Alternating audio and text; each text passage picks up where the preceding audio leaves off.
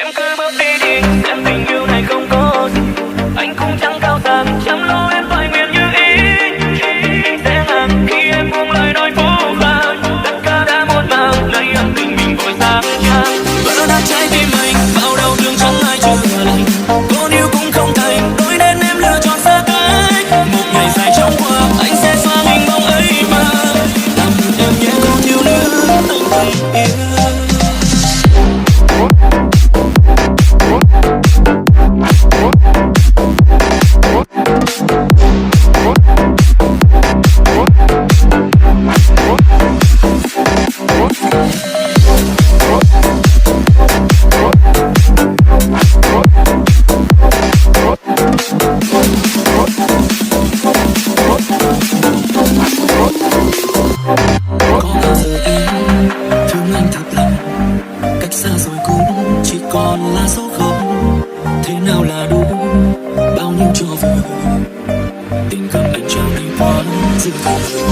Có bao giờ em nhớ thương một